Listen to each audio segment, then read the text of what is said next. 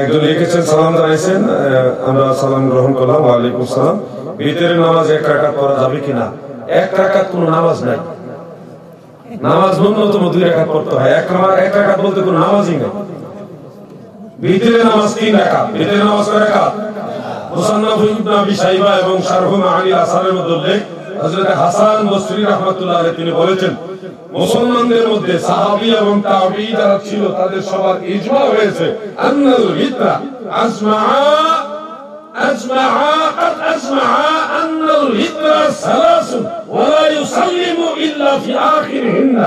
সমস্ত সাহাবায়ে কেরাম ইজমা করেছেন, ঐক্যমত পোষণ করেছেন যে ভিতর হলো 3 রাকাত, ওয়া লা ইউসাল্লিমু ইল্লা ফি আখিরিহিন্না। শেষে ব্যতীত কোনো সালাম নাই। মাঝখানে বৈঠক আছে কিন্তু আপনি সালাম দিতে পারবেন না, সালাম হবে শেষে। এটার উপরে সাহাবায়ে কেরামের ইজমা হয়ে গেছে। তিরমিজি শরীফের মধ্যে পরিষ্কার উল্লেখ, عن علي بن ابي طالب رضي الله عنه قال كان النبي صلى الله عليه وسلم يطير بثلاث। হযরত আলী রাদিয়াল্লাহু আনহু বর্ণনা করেছেন, আমার দয়াল নবীজি বেতেজ পড়তেন 3 রাকাত। কয় রাকাত? বলেন কয় রাকাত? বুখারী এবং কিছু কিছু হাদিস গ্রন্থের মধ্যে আছে যে ইন্নান নবী সাল্লাল্লাহু আলাইহি ওয়াসাল্লাম ইউতিরু বিওয়াহিদিন, নবীজি 1 রাকাত দ্বারা বিতির করতেন। এটা দিয়ে অনেকে মনে করে বিতির মনে 1 রাকাত। আর মিয়া ভাই, বেওয়াহিদিন 1 রাকাত দ্বারা, এখানে একটা অক্ষর আছে বা, বেওয়াহিদিন। এই যে বা অক্ষরটা যখন আসে নাহুর কায়দা মোতাবেক অনেকগুলি কারণে আসে, এর মধ্যে এখানে যে বা অক্ষরটা আছে এটার মানা হলো বা, মানা মা। এই বা অক্ষরটা দিয়ে বোঝাচ্ছে এই 1 রাকাতটা অন্য কোন একটা রাকাতের সাথে সংযুক্ত, আলাদা না, বিচ্ছিন্ন না। বা মানা মা, মিম আইন মা। তাহলে আপনি যদি 1 রাকাত 2 রাকাত নামাজের সাথে সংযুক্ত করেন তাহলে কয় রাকাত হয়? একই তো হয়ে গেল। দলিল তো 3 রাকাতেরই। না বোঝার কারণে মনে করছে 1 রাকাত। 1 রাকাত কোনো নামাজ নাই। নামাজের মধ্যে সূরা ফাতিহা পড়ার পর উচ্চস্বরে আমিন বলা যাবে কিনা? উচ্চস্বরে আমিন বলা সুন্নাত নয়। উচ্চস্বরে আমিন বলার সহিহ হাদিস আছে, কিন্তু এটা হাদিস, এটা সুন্নাহ নয়। বলেন সহিহ হাদিস থাকলে সুন্নাহ নয় কেন? হাদিস, সব হাদিস সুন্নাত না, কিন্তু সব সুন্নাত হাদিস। যেমন নামাজের ভিতরে সাহাবারা কথা বলছে, সহিহ মুসলিমে হাদিস আছে, নবীজি নামাজ পড়াচ্ছে, পিছনে এক সাহাবী আরেকজনের সালাম দিতেছে, হাসি দিলে হাসির জবাব দিতেছে, একজন আরেকজনের সাথে কথা বলতেছে, এরকম হাদিস আছে। এটাকে মানা যাবে এখন? এটা তো মানসুখ হয়ে গেছে না, হাদিস সহিহ হাদিস কিন্তু সুন্নাহ নয়। এটা উটের পেশাব খাওয়ার অনুমতি নবীজি দিয়েছে, পরবর্তীতে আবার নিষেধ করছে। উটের পেশাব খাওয়ার কথা হাদিসে আছে, কিন্তু এটা এখন মানা যাবে না, এটা মানসুখ। ওটা হাদিস ঠিক আছে, কিন্তু এটা সুন্নাহ নয়। নামাজের মধ্যে আমিন জোরে হবে না আসতে হবে ব্যাপারে 2 ধরনের হাদিস, 2 ধরনের হাদিসই বর্ণনা করেছেন একজন সাহাবী। ওই সাহাবীর নাম ওয়াইল ইবনে হুজর রাদিয়াল্লাহু আনহু। তিনি বলেন, আমি আল্লাহ সাল্লাল্লাহু আলা রাসূলিল্লাহি সাল্লাল্লাহু আলাইহি ওয়াসাল্লাম, আমি আল্লাহ রাসূলের সাথে নামাজ পড়েছি। ফাইজা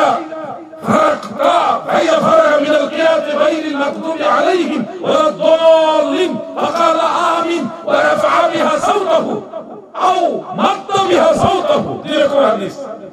নবীজি যখন এই সূরা ফাতিহা থেকে গায়রিল মাগদুবি আলাইহিম ওয়ালা দাল্লিন থেকে ফারেক হতেন, বের হতেন, নবীজি আমিন বলতেন, ইহার আওয়াজ করতেন উঁচু বা দীর্ঘ।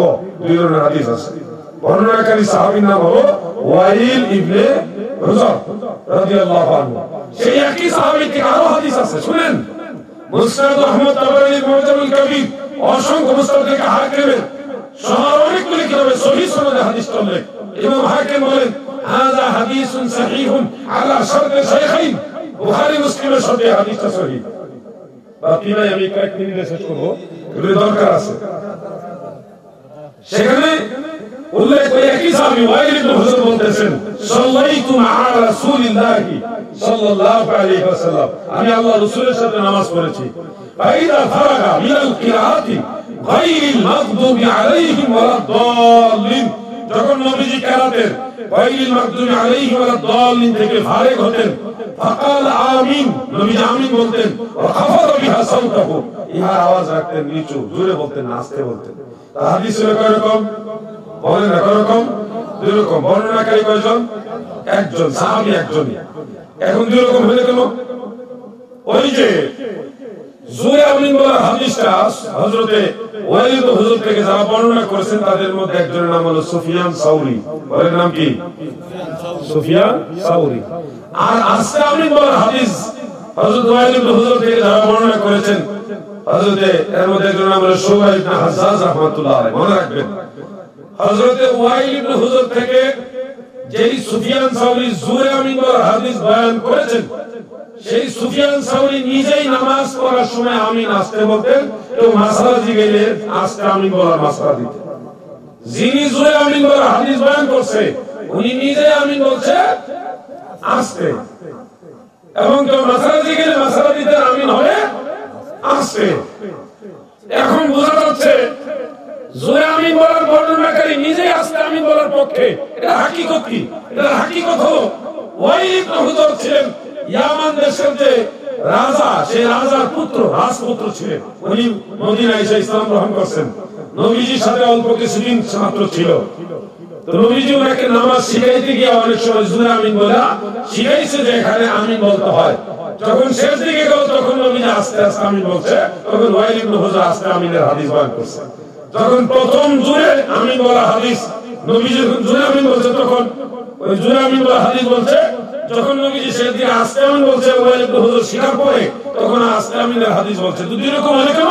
প্রথমবারটা ছিল ওয়ালিদ ইবনে হুজুর যেন শিখে যে এখানে একবার আমিন বলতে হয়, এটা ছিল তালিমের জন্য, শিক্ষা দেওয়ার জন্য। আর ফাইনালি নবীজি চুপচাপ বলতেন, ওটা ছিল অরিজিনাল সুন্নাত তরিকা, এখানে আমিন হবে কিন্তু আস্তে হবে। এই জন্য সুফিয়ান সাউরি যিনি জুরে আমিন বলার হাদিস বয়ান করেছে উনি নিজেই আমিন বলেছে আস্তে। এই জন্য জুরে আমিন বলার হাদিস সহিহ কিন্তু হাদিস, আর আস্তে আমিন বলার হাদিস এটা সহিহ এবং সুন্নাহ।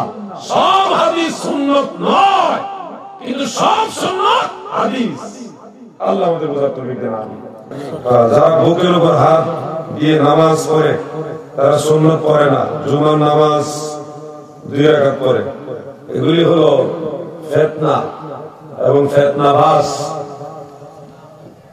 বুকের উপর হাত দিয়ে নামাজ পড়া তো পুরুষের ক্ষেত্রে সুন্নাত নয়।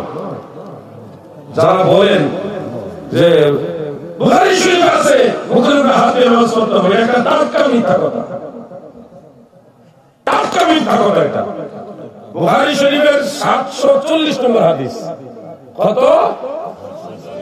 740 নম্বর হাদিসটা হলো এইভাবে, খেয়াল করবেন। عن سهل بن سعد رضي الله عنه قال كان الناس يؤمرون أن يدع الرجل اليد اليمنى على ذراعه اليسرى في الصلاة رواه البخاري। সাহেব ইবনে সাদ বলেন, লোকেরা আমাদেরকে আদেশ দিতেন আমরা যেন নামাজের মধ্যে বাম বাহুর উপরে ডান হাত রাখি, জেরা, বাম জেরার উপরে যেন ডান হাত রাখি। তো বাম জেরা মানে মধ্যমঙ্গলের আগা থেকে কনুই পর্যন্ত এই পুরোটাকে বলা হয় জেরা। আমি যদি সম্পূর্ণ বাম হাতটার উপরে সম্পূর্ণ ডান হাত রাখি, তারপরে রাখি, তাও তো আমার হাত বুকের উপরে যায় না। বুকের উপর যায় নাকি দেখেন না, ওরা ট্রাই করে দেখতে পারেন। বুকের উপরে যায় না তো, নরমালি নাভির উপরে থাকে, বুকের নিচে নাভির উপরে। অনেকের হাতে লম্বা হলে নাভি বরাবর থাকে, কিন্তু কোন মতে বুকের উপরে যাবে না। আপনি যে হাদিস দলিল দিচ্ছেন ওই হাদিস বুকের উপরে হাত পাতার হাদিস না, ওটা নাভির উপরে হাত পাতার হাদিস, নাভির উপরে। আমি এভাবে ধরে ইচ্ছা করলে তো বুকের উপরে আনতে পারবো না, আনা যায় না তো। আর এইভাবে ধরা নবীর সুন্নত নয়, এভাবে ধরা নবীর সুন্নত নয়। সহিহ বুখারীর 1198 নম্বর হাদিস। বলেন কত নম্বর হাদিস? 1198 নম্বর হাদিসের তরজমাতুল বাবের মধ্যে উল্লেখ, এবং সহিহ মুসলিমের মধ্যে উল্লেখ, সুনান আবি দাউদের মধ্যে উল্লেখ, সুনান নাসাইর মধ্যে উল্লেখ, সহিহ ইবনে খুজাইমার